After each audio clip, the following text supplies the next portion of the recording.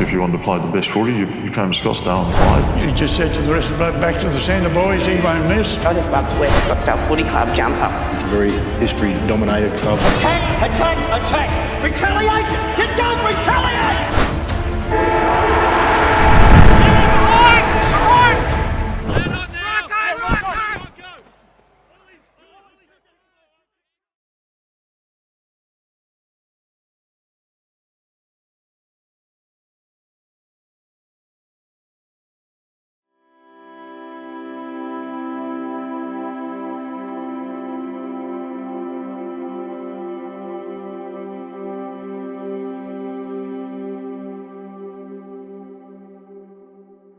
Well, Alex, lovely to catch up with you, and we're going to have a great chat about women's football in particular. But before we talk about your playing career, where did footy start for you? What are some of your earliest memories? I probably, one of my earliest memories was I wasn't very old, but I was actually at the 2001 Grand Final. Right. At York Park. I still do call it that as well. Same. Yeah, and I would have been about 10, I reckon, and I remember that day, just everyone at the end of the game running on the ground and that's one of my most vivid memories. But I've been around footy since I was a kid. My stepdad played with the Crows, so we used to go to netball and footy when the NTFA was still on as a kid for years. So, yeah, I've always sort of been involved or around footy for a long time, yeah.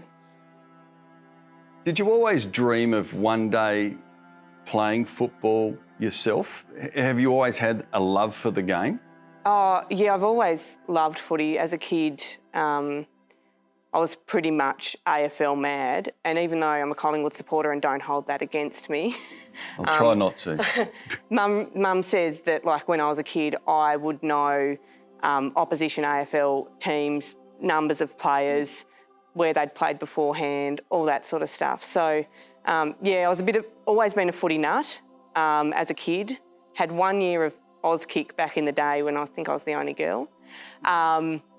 So, yeah, I've always loved the game, always wanted to, study it, watch it on telly.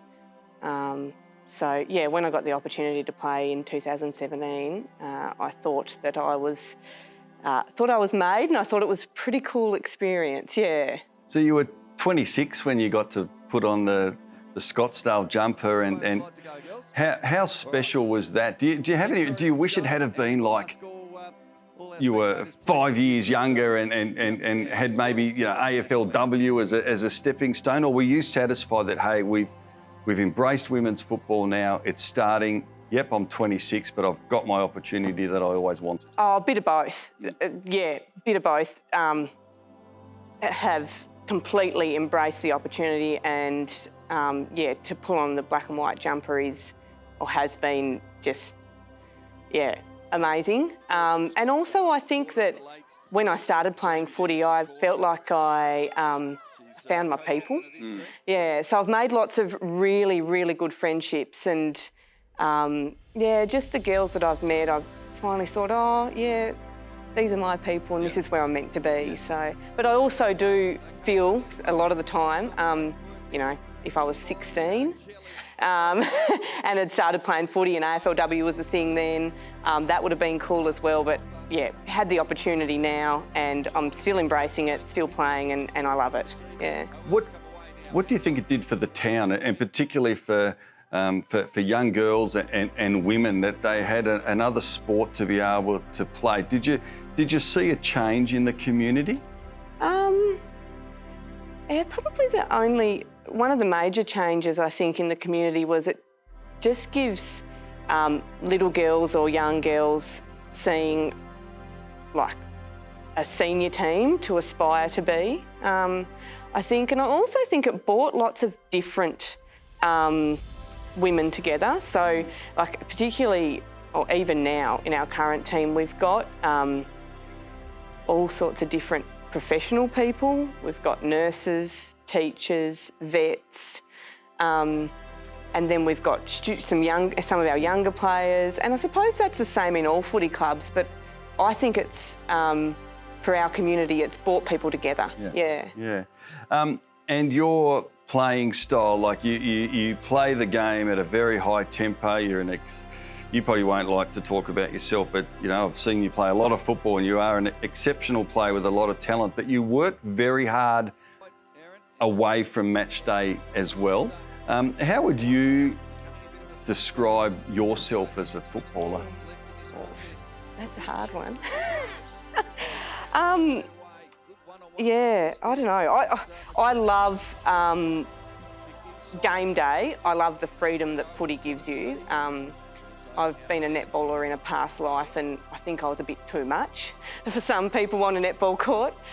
So yeah, to be able to have the match day, you know, I can be aggressive, that sort of thing is good. So you put yourself in that mould, you're an aggressive player? Oh, yeah, I try to be, but you've sort of got to just find that line somewhere between your aggression not being too much and, yeah, still standing up for yourself or your teammates or whatever. But yeah, I do work hard. I like to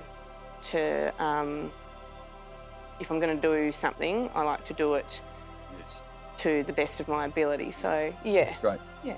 You get to wear number 44 now. That must hold a very special place in your heart, of course, your father being the late, great Jamie Dennis, who, you know, I can remember as a young teenager watching as probably one of the best footballers I've seen in Tasmania that didn't go on to play AFL. But how much does that mean? Because I know obviously you were only very young when your father tragically passed away, but how special was that for you, for your mum and your family and friends? Oh yeah, it's been awesome, like it is. It's very special to me to be able to wear the number 44. I was only young when Dad passed away, but I think Mum tells me that he was big on the legacy that you leave behind. So to be able to wear his number is really, really special for me. And also I now have a little boy who comes along to the footy and he wears 44. You got it. So that's pretty special as well. So yeah, look, it's awesome. I love to wear the number, but aside from that and probably above that, I just love to wear the Scottsdale Footy Club jumper. Yep. Yeah. Fantastic. That era growing up, obviously 2001 you talk about, and the last senior premiership that the club won. But when we just chatting about your dad, you must no doubt in the club rooms and from family and friends and people in the community, supporters, you must hear a lot still, do you, about their memories and recollections of just what a wonderful person and player he was? Oh yeah, and I think it's probably nice for other people to be able to pass on their memories as well to me. Yeah, so I do. I have lots of stories, some funny that people have told me, some... Anything that you can share on camera? Yeah, I don't know.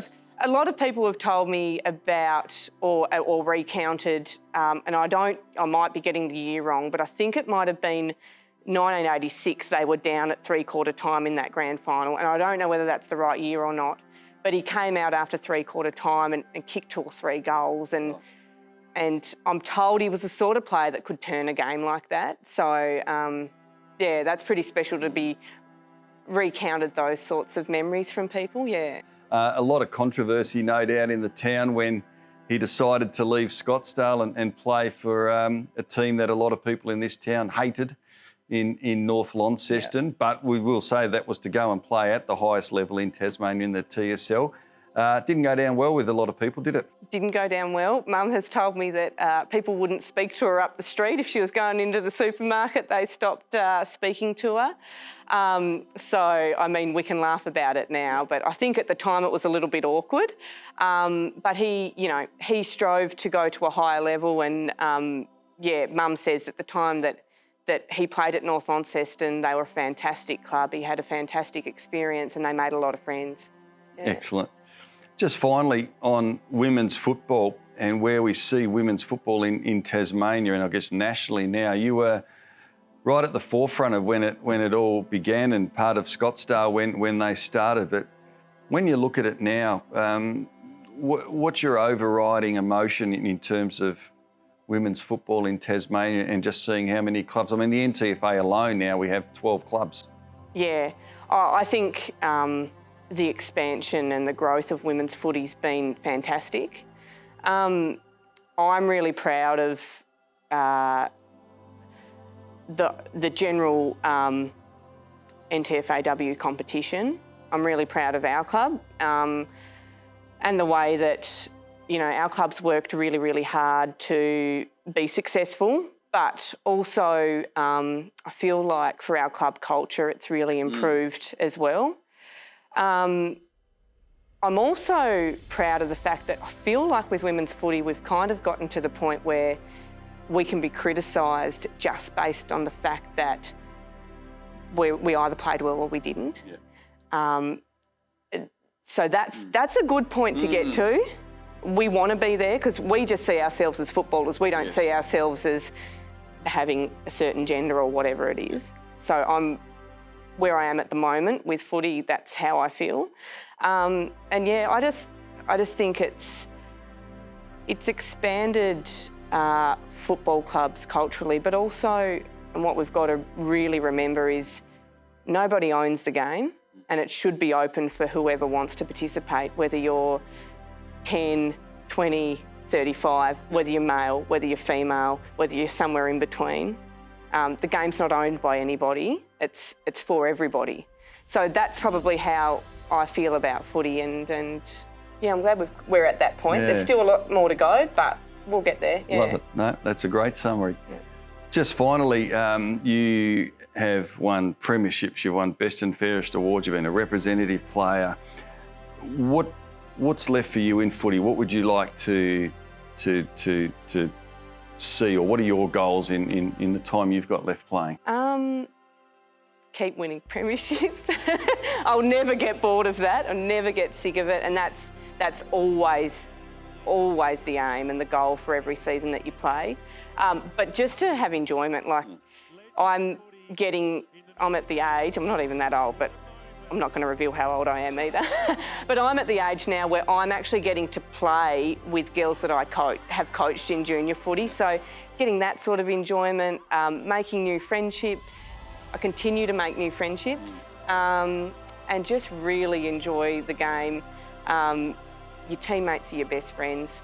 So just enjoyment, but always to win and to win flags, Love it. Well, look, you've been a great ambassador for women's football, but I think, as you rightly point out, for football, I mean, we've come a long way in the last 5, 6, 7 years. And look, the family history of so many families in Scottsdale is massive. And you've played a key role, so I hope you can tick off on another premiership up this way as we head into 2022. But thanks for being a guest, Alex. Thanks, Rick.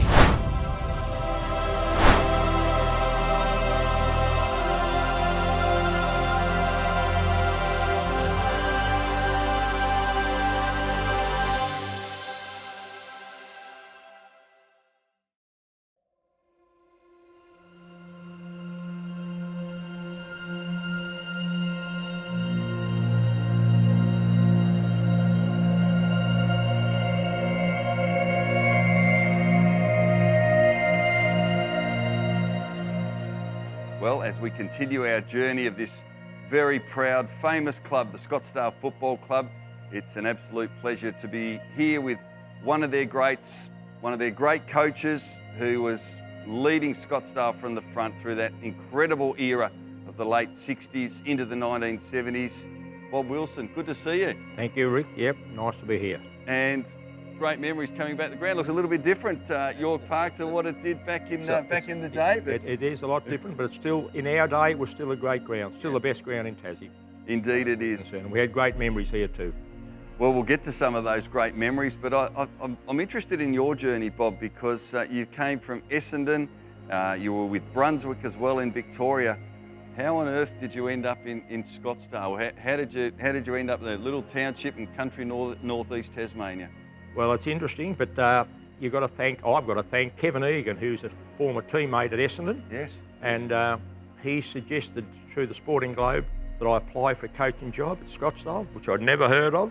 Didn't know much about Tasmania, only that I had produced champion footballs like Baldock and Hudson and Hart and so forth. And after the second advert, I put in for the job. And Brian Donahue, on the Sunday morning, knocked on my door and said, yeah, we want you to go over tomorrow and fly and pay for an interview. And incidentally, Brian Donahue, Essendon, he was number 26 and so was I. And he just lived around the corner from me and I didn't even know. So that was interesting. So Kevin Egan is the one that I thank. And we recruited him in '73 to bolster our side. Well, so you basically had to head over the next day for an interview. Yep. So, the next day. Yeah. So logistically, I mean, now air travel and everything like that, that's a big ask. It's a big ask, yes. And I came over with Ted Bennett. His sons play footy for North and Launceston. He's a committeeman, and he picked me up at the airport. We went over the sidling, which I'd never experienced before. I got car sick. And, I was going to ask you that. And, but anyway, it was amazing to travel over from the big city, where there's thousands and thousands of people, to a little town like Scottsdale, 3,000 people, beautiful scenery, apart from the sidling. It was a great experience so far. So coming over, you led the club through so much in your years in charge. Describe to viewers Bob Wilson as a coach. What do you pride yourself on from a coaching point of view? What did you bring to this club? Well, the club had a lot of honesty, enthusiasm, and I think all I had to do was just harness with Madigan in and Kevin Simons brought in the handball style, keepings off, and that was my style anyway. So I continued that on. We're very strong on discipline. You had to be at training at 4:30, and that's hard to believe nowadays. And I had a plumbing business, and if I was a little bit late, the players would be ready to run out by 5 at least. None of this oil rubbed on their legs, none of this ankle being strapped. They were out training. And we used to train for about an hour and a half, but hard. And we used to have keepings off, which was very, very important as far as I'm concerned, because that's what footy's all about. Plus you have a few drills. And we're also very keen on, there was no alcohol during the week. And also socially, we were spot on. Every young fella that was old enough to kick a footy, he would. So it was a good grounding. You oversaw so much talent in players there when we think about Lethborg, Hall, Nichols, when they were coming into their football careers, but some of the greats as well, like a Kenny Lett, for example. I mean, the region was blessed with incredible talent for a small community. Why do you think that was? Well, mainly because, it mightn't be mentioned before, but junior football, we had one of the first junior football associations in Tasmania. So any boy that wanted to play, he had a chance to play, and they were coached. And plus the sidling, that was the barrier. And it's us versus them mentality. It was just bred into you. When you came to Scottsdale, the whole atmosphere was just wholesome. Magnificent. Now, you are a real thinker as well, and I reflect on some of the things, and particularly ideas come from feedback that you gain. I'm interested with the 1973, the choice to, or the decision to fly down to Hobart for the preliminary final, and then down where you obviously played the state final at West Park. Bit of a masterstroke, but we're talking 50 years ago, flying to Hobart, flying to Burnie. Tell us the story behind that. I said to our president, Gordon Dilworth, who was a champion bloke, and I said, Gordon, what about flying down to Hobart? What? Crazy. Anyway, he took to the committee, and the committee unanimous. We're flying to Hobart. And we did. We were down there in half an hour on at the ground. We used to warm up early, go for a kick, see what the ground's like, see what the wind's like, the surface. Supporters, the opposition would say, oh, look at these blokes running around there handballing, and within the first 10 minutes where I think Stephen Nichols kicked 4 goals and the game was all over. But we didn't hear from them from then on. And then, of course, we went to Cooee and I said to Gordon, what about flying to Cooee? Oh, it's a bit expensive. He was a bit tight, but good. And so we flew to Cooee, to Burnie, and got a call from the pilot to say could the president and the coach come up, and the pilot said, listen, we might have to fly to Smithton. And Gordon says, no way, we got a footy match. Don't you know what we're doing here? This is an important match. And Gordon said, now what do we have to do if you want to descend? He said, if I see a bit of blue sky, I'll probably do. Good, there's a bit. So down we went, bang, bang, bang, rough ride, and we got there in the end. And then we played the game, and 6 goals behind at three-quarter time. Well, the ground announcer had pretty well told the fans to book their flights. Exactly, yeah, that's the other thing I meant to mention. Yeah, sorry, because Max Davison came to me, he was our chairman selector. He said, listen, did you hear that on the PA? That the secretary wants to know who goes to Adelaide to book. And because we told the players, and also, one other little incident, Rex Lethborg, who was a legend up at Scottsdale, he came up to Ronnie Hall, he said, you blokes got no guts. Straight to Ronnie Hall, and Ronnie Hall was our champion centre forward, and he said, no one calls me gutless. And of course he lifted, and the rest was history, and we were not going to be beaten. And if it had gone another 10 minutes, we would have won by another 10 goals. Yeah. And and there was grown men running on the ground crying, just with a sheer enormous satisfaction, relief, more so than the players. Wow. And every player that could be there at 64 was in our club rooms. And that's just how much it meant to everyone in the community. Yeah. The most famous day for Scottsdale Football Club, what that meant as state champions is you got to play in the National Carnival. So you headed over to South Australia. We played Subiaco, who was coached by Ross Smith, Brownlow medalist, Peter Featherby, Geelong champion, Mike Fitzpatrick, Carlton Ruckman champion, and Mick Malloy, who was a test cricket bowler. He kicked 10 goals. Is that right? We were 10 goals behind half time, and we just couldn't peg him back. But we were getting beaten around the centre. We put Greg Lethborg onto Peter Featherby, cut him completely out of the game, and we lost the game by 4 goals, 2 points, which was, magnificent. We never gave in. And then Subiaco played Richmond, and Richmond beat them by 1 point. Really? So theoretically, we were, say, 5 goals, another 5 goals we would have been. You're right up there. Yeah, right up there. And we went onto the tally the next day, and Ross Smith, he said, is that right that you've only got 3,000 people in the area? I said, that's right. And he said, how could you produce such footballers? And he was really grateful for the hard game against, because he thought 10 goals in front where she's all over. But so that's just a credit to the club and the players, and we never forget it. And a lot of the players that we've spoken to pour so much credit on yourself, and I know you probably don't like to talk about yourself, but how does that make you feel, like when you consider that you're in Victoria, you're in the city, as you said, you'd never heard of Scottsdale, knew a little bit about Tasmania, but how important has Scottsdale been to Bob Wilson? Oh, well, it changed my life. It's the best years of my life. As a matter of fact, I brought my mum and dad over 2 years after, and my sister came over with her family, 2 boys, David and Troy Mill, and Troy Mill coached Scottsdale. He played 200. I played 200, and with my son played 200, and Mick Taylor, they're the only 2 that have played. So and I played with my 2 sons when I was 46 years old, in seniors. Wow. So the memories are just, and I go back to Scottsdale often, and people, all they want to do is talk about the footy. Remember that day, man? And I'm thinking, gee, did we do that?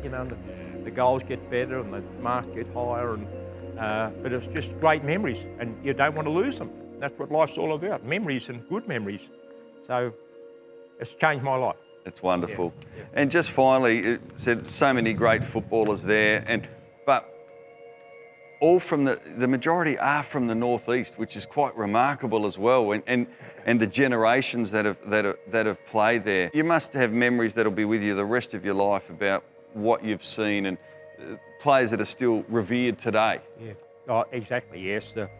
You don't want to be mentioning names, but I'll have to mention a few, like Danny Hall, Stephen Nichols, Greg Lethborg, Rodney Hughes, Ricky Rattray, Lance Stiles, Billy Millwood. Look, I could go through the whole lot of them. They're all champions as far as I'm concerned. Amazing stories and just a great club. Bob, been wonderful to reflect, and I know your contribution to the club has been absolutely enormous over, well, it's hard to believe, a bit over 50 years. Time absolutely flies, but it's great to see you well, and thank you for sharing so many great stories and for what you did, and thanks for making the move from Victoria over to Tassie. As I said, changed your life. It certainly changed the Scottsdale Football Club for the future. Thank you. Thank you very much. Appreciate it.